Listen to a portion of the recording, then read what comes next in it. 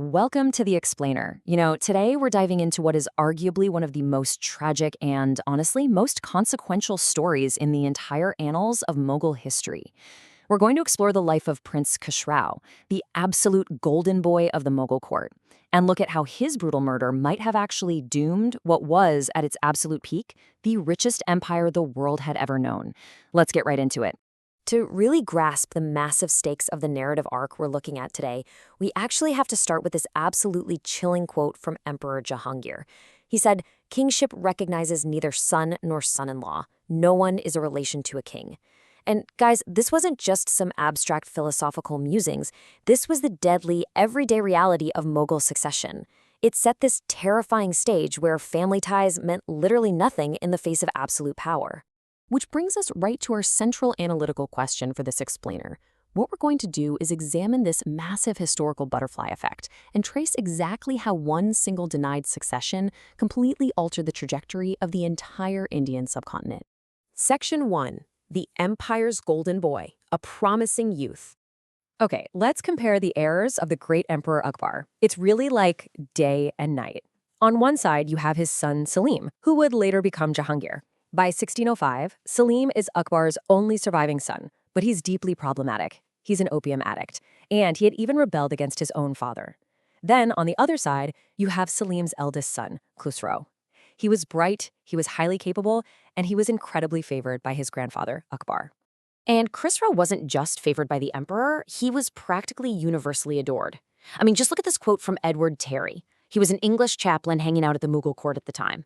He noted Khusrau's pleasing presence and pointed out how he was exceedingly beloved of the common people. So you have this highly competent, deeply well-liked youth standing in incredibly stark contrast to his father's really volatile nature. Section 2. The Throne Denied, the Succession Crisis of 1605. Now, what's really wild is the sheer amount of political backing Khusrau actually had. As Akbar lay dying, this massive whirlpool of intrigue formed at court. Khusrau was supported by some of the most powerful figures in the entire empire. We're talking absolute heavyweights here.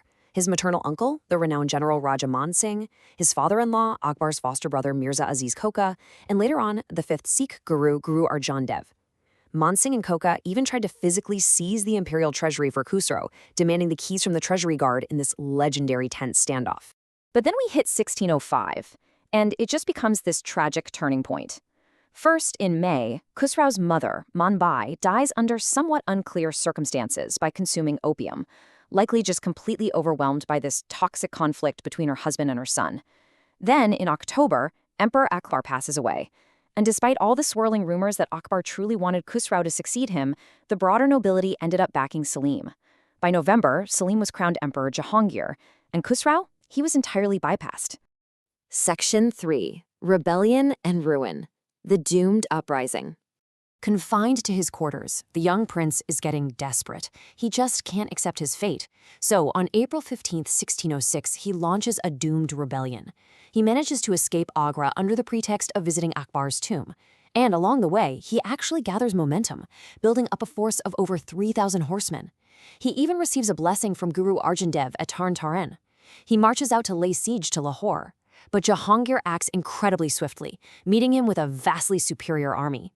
Khusrau was completely and utterly routed at the Battle of Barawal and was forced to flee towards the Chain River.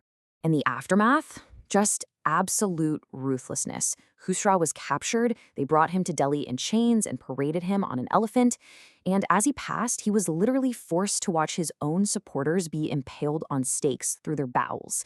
It was this brutal, prolonged execution method perfected by Ottoman executioners. It was a clear, terrifying message to anyone who even thought about challenging Jahangir. Section 4. The Prince in Chains. A Descent into Darkness.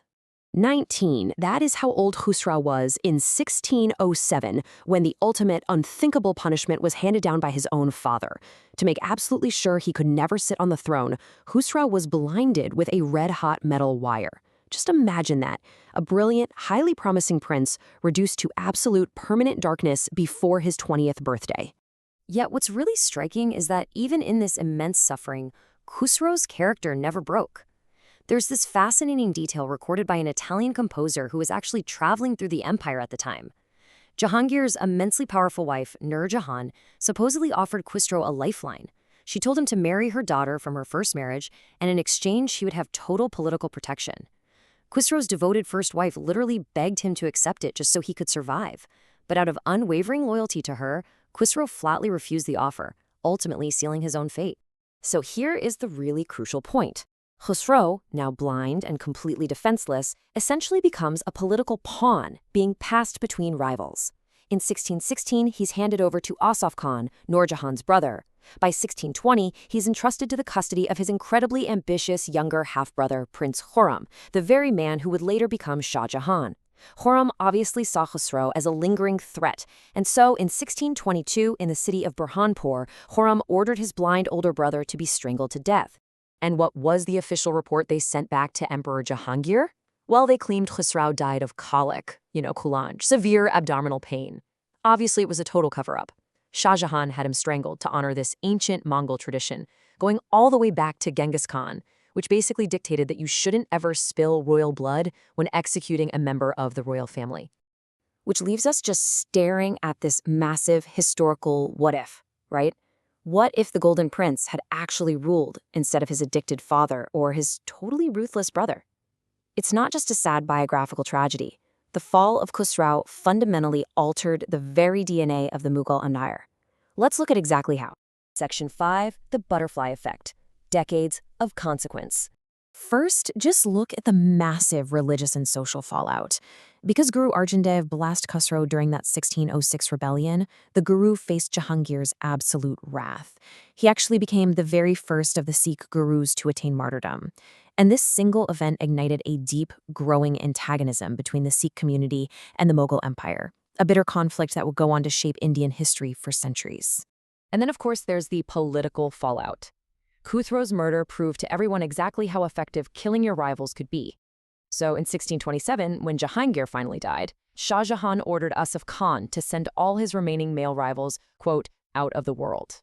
Khusrau's own son, Daur Bakhsh, along with various brothers and uncles, were systematically put to death just to secure Shah Jahan's grip on the throne. The merciless execution of relatives basically became the new standard operating procedure for Mughal succession.